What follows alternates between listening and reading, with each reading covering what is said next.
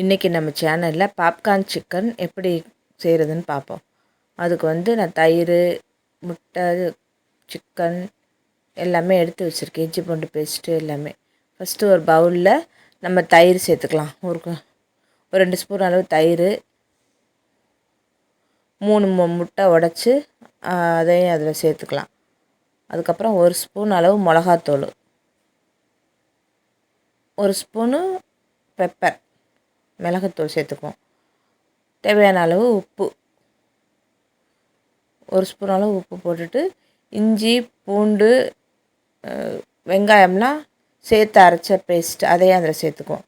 சேர்த்து இது எல்லாத்தையும் நல்லா மிக்ஸ் பண்ணிக்கணும்.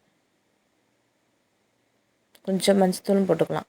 மிக்ஸ் பண்ணிவிட்டு நம்ம இந்த போன்லெஸ் இது எலும்பு இல்லாத சிக்கன் தான் வாங்கியிருக்கேன். போன்லெஸ் சிக்கன் அதை வந்து அதில் போட்டு நல்லா டிப் பண்ணி நல்லா பெரட்டி வச்சுருவோம்.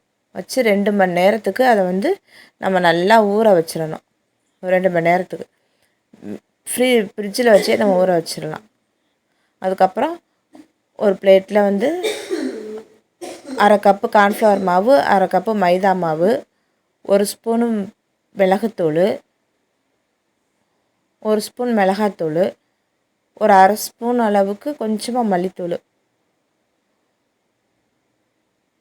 அதுக்கப்புறம் இதுக்கு தேவையான அளவு உப்பு போட்டுட்டு இதை எல்லாத்தையும் நல்லா மிக்ஸ் பண்ணிடணும். நல்லா மிக்ஸ் பண்ணிவிட்டு நம்ம இங்கே ஊற வச்சு வச்சுருக்கோம்ல சிக்கன், அதை வந்து அந்த பவுடரில் போட்டு நம்ம அதை நல்லா டிப் பண்ணி நல்லா பெரட்டி எல்லா சிக்கனையும் அதே மாதிரி அந்த இதில் கார்ன்ஃப்ளவர் மைதா மாவில் போட்டு நல்லா பெரட்டிட்டு எடுத்து இப்படி ஒரு பிளேட்டில் வச்சுக்கணும் எல்லாத்தையும். அதுக்கப்புறம் நம்ம பொரித்து எடுத்துட வேண்டியது தான். ஒரு கடாயை சூடு பண்ணிவிட்டு அது பொரிக்கிறதுக்கு தேவையான அளவு எண்ணெய் ஊற்றி நம்ம இது எல்லாத்தையும் ஒன்று ஒன்றா போட்டு நம்ம பொரித்து எடுத்துக்கணும். நல்லா தீ வந்து சூடாக இருக்கும்போது, நல்லா ஹாட்டில் இருக்கும்போதே போடணும். போட்டதுக்கப்புறம் நம்ம மீடியம் ஃப்ளேமில் இல்லைன்னா லோ ஃப்ளேமில் வச்சு நல்லா வேக விடணும். அப்போ தான் நல்லா வேகும்.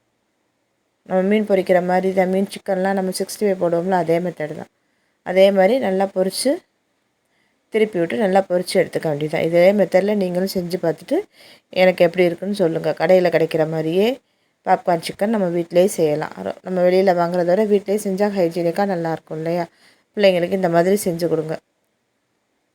ரொம்ப ஈஸி தான் நம்மளுக்கு. ஒரே மாதிரியே நம்ம சிக்கன் சாப்பிடாமல் வித்தியாசமாக ஒரு நாளைக்கு பிள்ளைங்களுக்கு இப்படி செஞ்சு கொடுத்தா அதுகளும் விரும்பி சாப்பிடுங்க. இதே மாதிரி செஞ்சு பார்த்துட்டு இப்படி இருக்குன்னு எனக்கு சொல்லுங்கள். தேங்க்யூ.